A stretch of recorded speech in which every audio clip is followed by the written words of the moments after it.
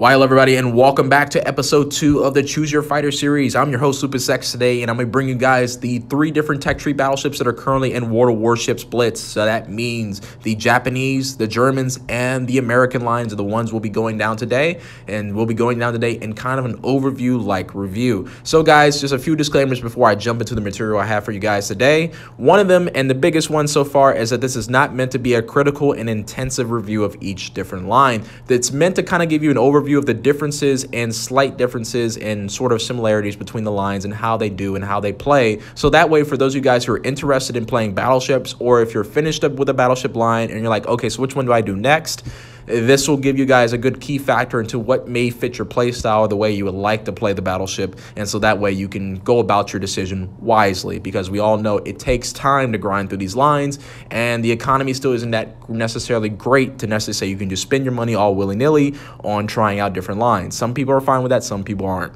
Now, the second disclaimer is that there will not be covering any premium battleships. That means the Tirpitz, Schwarzenhorst, Warspite, Dunkirk, Arizona, all those different ships that are not tech tree ships that you can research and buy with credits will be omitted from this list and being talked about. We the other one that we're also going to be hitting, the guys, is we kind of want to be a little bit on the same page with this idea that we want to kind of get rid of the concept of there is an OP ship at a certain tier. There are certain ships based upon each different server. So guys, keep in mind, you have the Asia, the EU, you have other different servers, the NA and all that stuff. You have different servers. So everybody's going to have a different opinion when it comes to what ship plays the best at each different tier. There is no such thing as an OP ship, because that implies technically that anybody, no matter what your skill level is, can hop into the ship and do well in it. And that isn't quite the case with World of Warships Blitz, which kind of attracted me to it in the first place.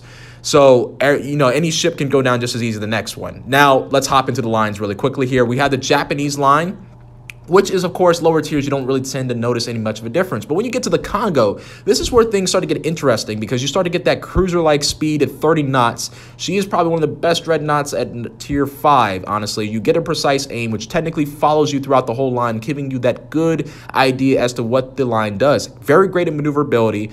Now you get the Fuso, which is very great at long range as well. Very good range fighter, great AP DPM because of the amount of guns it just necessarily has. Although it tends to give away a little bit of a broadside more, the Fuso kind of teaches you the idea of the armor-like layout for the rest of the ships until you get the Yamato, which kind of gives you decent armor. For the most part, the Japanese ships are meant to be range fighters. You can tell that by the way they have precise aims leveled into their skill set and play style. They're really meant to fight from range there and have great penetration to be able to penetrate things at range and get them at range. They have really 2 distinct play styles that make them the Japanese. Honestly, I would probably recommend the first one.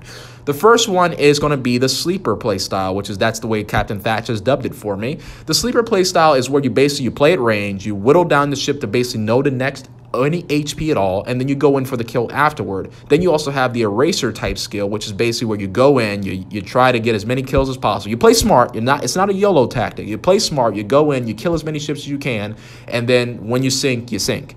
But the only ship I could honestly recommend that skill for is probably the Yamato, because everything else, you have battle cruiser like armor.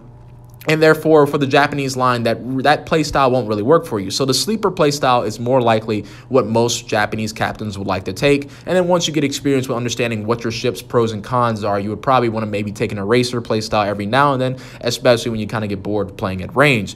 But for the most part, you can just tell that this line is exemplified by its guns at range and being able to citadel things at range using its precise aims. Now, AA-wise, this line is pretty okay with AA. It's not necessarily best at the US line, but it's not bad either. You can still shoot down a couple different planes, but at the same time, you don't want to be focused. Your decks are pretty flammable to deck the type of fighter protection and everything like that. So be very careful with dealing with that type of stuff when dealing with American carriers, because fires are probably your worst enemy when it comes to being a Japanese ship. Also with American high arc shells. Now, playing the Japanese line, of course, you guys want to watch 2 different types of arcs from different ships. You have the German arcs, which the German arcs lose pin over distance. So this is the reason why you want to fight the Germans at distance, because the Germans lose their penetration power over distance. The Americans don't lose penetration power, but their shells get floaty. That's where you use your maneuverability in a Japanese battleship to your advantage to get the jump on your enemy. So that way, when playing at range, you can use these different factors to play to your best ability. Now, keep in mind, the Americans don't lose pen. So if you don't move when they're shooting at you, the Americans hit you, you're going to get Citadel because they don't lose penetration. But however, if you can move before they get there, you can definitely make things work. And this is just to kind of show you guys what I meant earlier about the whole brawling scenarios. These are definitely not brawlers by any shape of the word here by brawling with full health ships. And this is one of the things you definitely want to avoid. Try to stay with the pack more than likely. If stay with maybe 2 to 3 or 4 ships, these ships are not really meant to really be fighting on their own by any shape of the word here. So if you're getting brawling situations like this, you definitely don't want to do that. Use your maneuverability if all possible and get yourself out of these situations before they even happen. Being predictive in these ships is very, very important. And that's how you're going to make yourself in your life a lot easier when playing this line. And on that note, guys, let's go ahead and jump into the German line. Now, this line is definitely known for its ability to brawl and its ability to knife fight with other ship lines in the game itself. These are known as the secondary kings of the battleship classes and lines itself. Now, when you get into the Kaiser lower tiers and the lower tier battleships, they tend to have a pretty weird setups. You can tell by the Kaiser here, which has 2 guns in its aft end, 1 in the bow, and then 2 looks like by the armor plating itself. So you get a little bit of a weird setup with the lower tiers till you get to tier 5 with the Koenig, where you start to get somewhat of a modern, more battleship-esque set up with the guns. The Koenig itself is decent in its own right. That's when you get your precise aim, but it's not till you get to the Baron when things start to actually make sense with this line, where you get your sonar and you get your ability with your precise aim as well. And the Gneisenhaus, where you start getting your maneuverability skills in there. So that's when you start getting into all of the 3 best worlds coming together. And then you get the Bismarck, which is tanky, it's fast, it's got sonar, it's got precise aim. Like, this ship is meant to brawl with all other battleship classes best it can because of just the amount of secondaries and the amount of guns it has. Now, with the German classes as well, their AA is pretty decent. It's workable, but it's not necessarily going to save you from an aircraft spam by a CV. So you want to run deck protection and other different things to either run tanky setups or to run pretty maneuverable setups to get away from CVs as much as possible. Staying with your aircraft group and staying with an American ship can sometimes save your life, because with your AA skills are not necessarily best that you be by yourself. So if you do get caught out in the open, you will get set on fire and you will bleed a lot of damage off the fires. Now, with your sonar abilities and your secondaries, you can also 1v1 different destroyers as well if they happen to get into range with you. If they try to brawl you out like this Benson is doing right here, you can definitely make short work of them with your secondaries. This is exactly what this line exemplifies in case your cruisers tend to forget targets. If you get in those DD spam matches, you're not completely alone. You don't necessarily have to feel like you're completely worthless and you're not going to get any damage. Your secondaries will do just fine in the Germans getting rid of DDs if they get a little bit too close. Keep in mind, you still want to be staying with your group here because you can't fight multiple destroyers at once. But if you do happen to have one that happens to YOLO you, you can play the situation smart. You can still get away with your life and a whole lot of HP left over by making them regret coming after you when you have your secondaries on target. Now, with this line as well, you do lose penetration over distance with the German AP shells. This is also mitigated by APCS, which is armor piercing cap shells with the tier 11 captain. And when you get up there with your captain skills, although that tier skill is a little bit high, you guys want to keep in mind that you do lose penetration over distance. And all the precise aim does is it helps your dispersion. So it just keeps your shells hitting the same area where you're aiming it at. It doesn't necessarily help with your pen. So you want to get that APCS skill. You want to get fire supremacy, which gives you an extra precise aim. And you also want to get marksman, which also buffs the amount of time you can use your precise aims as well, because that's going to save you a lot of grief when it comes to fighting long range fights. Although long range fights is not necessarily what you want to fight till you get about APCS, which helps you with that penetration and air resistance, because like I said, you lose penetration over distance with the Germans. So you want to close in the gaps using your speed and your maneuverability, and then get your secondaries into play, because that's where your big damage numbers come from, is when you get your secondaries into play. Now, at the same time, you want to play this in a balanced mindset, because you don't want to just YOLO everything because you know you can brawl. But you also want to play where you're also trading your hit points effectively, where you're trading your hit points, but you're giving less. You're taking less than what you're giving. Let's say that way. Now, with the American line is definitely categorized as probably the Swiss Army knife of the battleships here, because the American line can basically do all long range to close range. But there's some discrepancies into how far close range you can go, and there's some discrepancies to how long range you can go.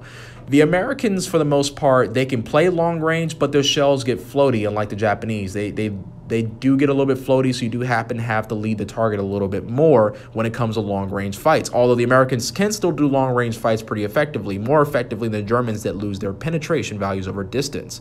Now, with close range, they can fight at close range too with brawling, but they're not necessarily as good at brawling as the Germans are because they don't have as many secondaries and don't have auto secondaries like the Germans do. So you don't want to get too close to a German, and you don't want to play too far away from a Japanese battleship, if that makes sense. You want to play in that mid-range area, depending on which one of the ships you're facing. You want to know their strengths and weaknesses so you know how to engage them. Now, you can brawl with a Japanese ship, but you don't want to brawl with a German ship. You can definitely play long range with a German ship, but you don't want to play long range with a Japanese ship. That's the cards you play with playing these different ship lines and classes. Now, with the American line itself also, it excels with AP damage because of its high arc shells, able to aim over islands and hit targets at distance, being able to keep penetration over distance, even though it tends to get a little bit floaty. You keep your penetration, you're able to shoot over islands, you're able to shoot at ships that are in cover, any ships that are in smoke or anything like that that happens to think they can get away from you. You also have rapid reload skills as well, which helps you with your DPM, meaning you shoot slightly faster than Yamato. So for most of the people who are Yamato fanboys out there, yes, the Montana actually does put out more DPM than you do because the amount of guns it also has and the rapid reload skill that goes along with it. Also with the master reloader skill for the captain as well, which also buffs that skill to even a higher extent. So these ship classes do well with all flavors of the manner. Now, the ship classes are also known for the Americans, are known for their abilities to delete planes at higher tiers. When you get to the North Carolina, you also get a speed buffs where you start to get a little bit more maneuverable, and you start getting AA buffs as well. It comes to the point when you're in the North Carolina where you almost want a CV to target you because you're so well at deleting planes. When you get to North Carolina, the Iowa, and Montana, you completely wreck planes for the most part that you just want any time that a plane can just come near you, you'll definitely get rid of it without even having an AA build. So you don't even need an AA build when you get to North Carolina to kill planes. Now, also keeping in mind as well with these ship lines as well, before you get to the North Carolina, you're going to be a bit slow and sluggish. That means you have a lot of armor, so you're able to tank a lot more shots than other battleship classes as well. So you can kind of get in there and brawl a little bit. But and you can also take a little bit more damage from destroyers because you have great torpedo reduction stats as well and great fire chance reduction stats. So that's what the line excels at, is really damage control parties and everything else. Being able to take damage and being able to tank it.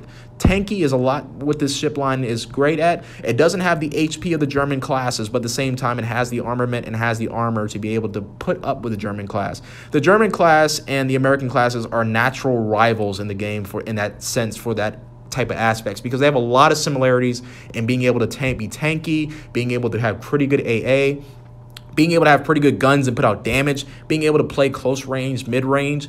They tend to be their own little rivals in that little case right there for the most part. But keeping in mind, guys, with these different ships and how they work and how the high arc shells really do their job with your rapid reload skills in the helm, and using your abilities, best of your ability, to go ahead and knock ships out the best you can there. Full rolls out in the distance there as we bring this down to a pretty much close for the most part. So guys, keep in mind so far what we've gone through with the 3 different ship lines and battle classes here, as you've gone through the Japanese, you've gone through the Germans, you've gone through the Americans, which are the multi-purpose tool, the Germans being the brawlers, and the Japanese being the range fighters of the game. These battleships excel all 3 in their greatest regards in those regards as well, and giving you guys the best abilities to make sure that you can do what you have to do on the field to make your job work for your captains. But hopefully this video helped you guys understand what the 3 different ship lines basically do and what they're great at. Hopefully I'm gonna give you guys a more in-depth line review later on in the future. But until next time, guys, I'll be seeing you out in the open seas. It's your host, Lucas X, and I'll be seeing you guys next time.